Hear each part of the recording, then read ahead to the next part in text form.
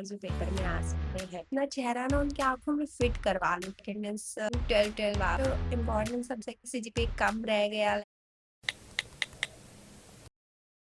So hello everyone, welcome back to my channel.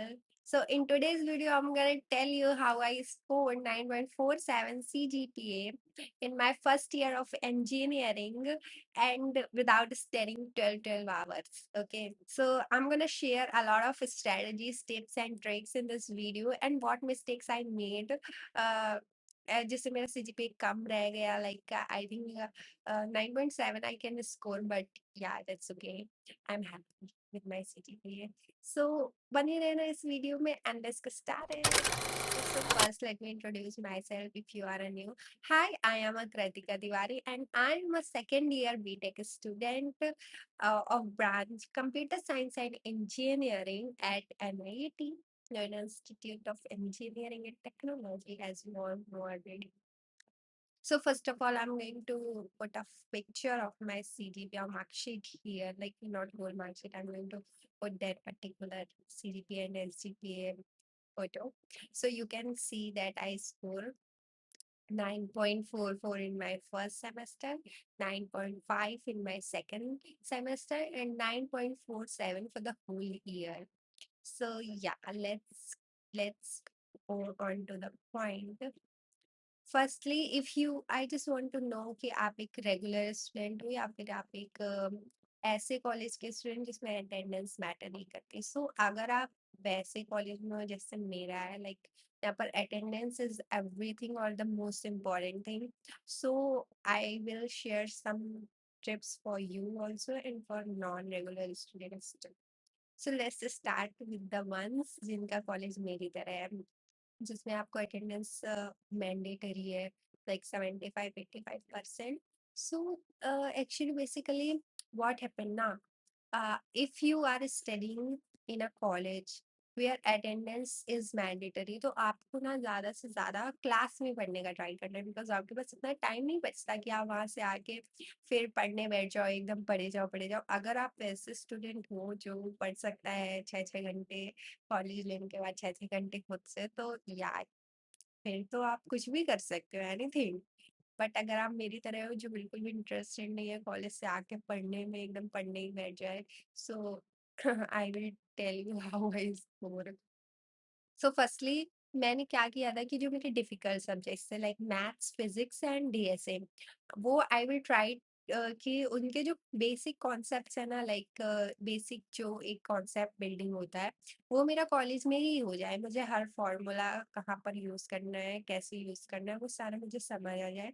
DSA में topic के अंदर क्या चल रहा है, भले मुझे कोड लिखना नहीं आए बट टॉपिक क्या है उसका थ्योरी पार्ट मुझे सारा वही समझ में आ जाए।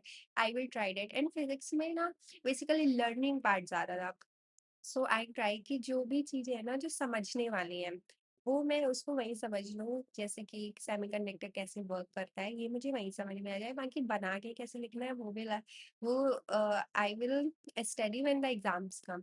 Okay, so I try this although मेरा सब कुछ तो क्लास में नहीं हो पाता था। So I take maths videos from YouTube too. दो चैनल थे, I forgot the name, so I will put the video here.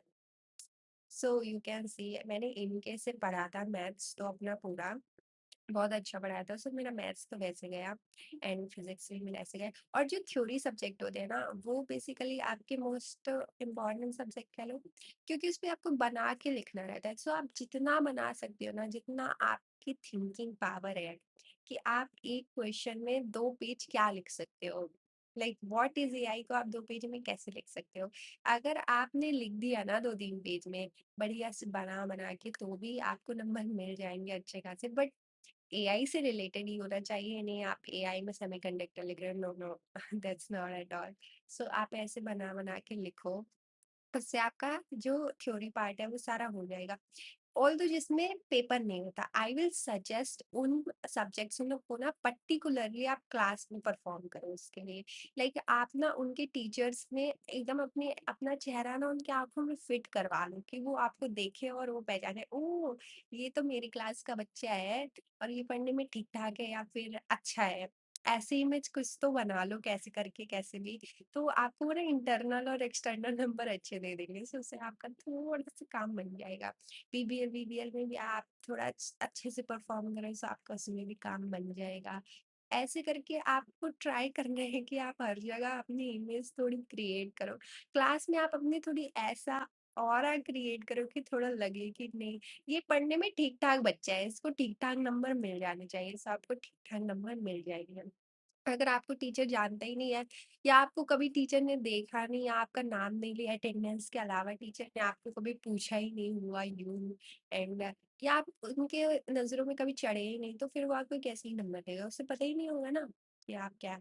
चलो आप वाइवा में बढ़िया बढ़िया सुना के आओ, तो फिर मिल जाएंगे, बट अगर आप सुनाते भी नहीं हो और बिना नजर में, तो नंबर कम हो ही जाते हैं, लॉट ऑफ चांस होते हैं। सो या this is the my best tip कि आप टीचर के नजरों में तो चढ़ी जाओ। सो नेक्स्ट थिंग इज, जो आपको वर्कबुक मिलती है या जो टीचर क्वेश्चंस कराते हैं ना क्लास के अंदर, वो क्वेश्चन आपको पर्टिकुलरली करना ही करना है पेपर के पहले, क्योंकि वो क्वेश्चन उन्होंने इसीलिए कराए बिकॉज वो पेपर में आ सकते हैं, बिकॉज दे गाइस नो, वो बहुत साल से पढ़ा रहे हैं, उनको क्वेश्चंस का आइडिया है, आपको वो क्वेश्चंस पक्का करने हैं। आप बाकी क्वेश्चंस बाद में करो, बट पहले जो क्लास में कराया जा रहा है वो तो पक्का से करना। वो क्वेश्चन आप बिल्कुल मत छोड़ना। मैंने कई सब्जेक्ट्स में ऐसा किया था, जैसे मैथ्स में ही मैंने वर्कबुक्स लगा ली थी एंड क्लास क्वेश्चन छोड़ दिए थे, सो उसकी वजह से मुझे थोड़ा सा हुआ, so that was my mistake part. So आप मत करना, आप क्लास क्वेश्चन पहले करना, देन आप वर्कबुक पे जाना, because workbook is like easy and class पे आपको और हार्ड क्वेश्चन कराए जाते हैं वर्कबुक से भी, सो आप वो पर्टिकुलरली क्वेश्चन भी करके जाओ, समटाइम्स पेपर में हो ही आ जाता है। अगर सेशनल है तो 30 नंबर का पेपर होता है, तो सेशनल के जस्ट एक हफ्ते पहले आप दम से पढ़ना चालू करो कि एक एक दिन आप अच्छे से पढ़ रहे हो, कॉलेज से आ रहे हो, नहीं सो रहे हो, आप पढ़ रहे हो, ऐसे पढ़ो सेशनल के पहले, एंड सेमेस्टर के पहले आप 1 महीने पहले सीरियस हो जाओ। सेमेस्टर एग्जाम के 1 महीने आप अच्छे से पढ़ो, ऐसे ही कि लगे पड़े हो पढ़ने में, ऐसे सोना वोना थोड़ा भूल जाना, ऐसे पढ़ो बस, ज़्यादा कुछ नहीं पढ़ना।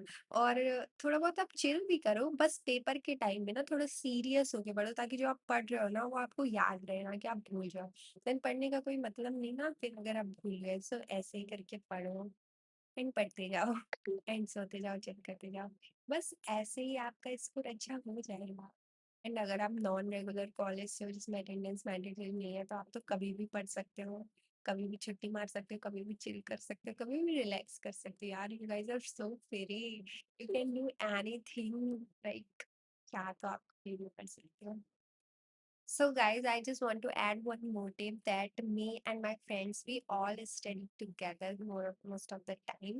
So हम लोग ना एक competitive environment बनाते हैं, like इसने वर्कबुक पूरी कर ली है and now she is doing copy, like notebook questions. So we were like, oh shit, मेरा तो copy भी नहीं हुआ and like workbook भी नहीं हुआ. So we try to compete each other in front of each other, not like उनके bag पे हम ये सब कर रहे हैं ना, we are like very good friends, so ऐसे हम लोग ट्राई करते थे एंड दैट्स व्हाई हम सबका ऐसे ही स्कोर आया अच्छा से अच्छा। सो या दैट्स इट, एंड बस मुझे अभी इतना ही याद आ रहा है, अगर मुझे कुछ और याद आएगा then I will put in the comment section, और you guys can share your own tips कि आप कैसे पढ़ते हो, आप नाइट आउल हो या फिर आप अर्ली मॉर्निंग राइजर हो, या फिर कैसे पढ़ते हो, आपको क्या पसंद है, आपको कितना सीजीपीए स्कोर करना है इस बार। And that's it for today's video. See you in my next video. And whatever topic you want the video, just comment it down so I will try to make it. And yeah, bye.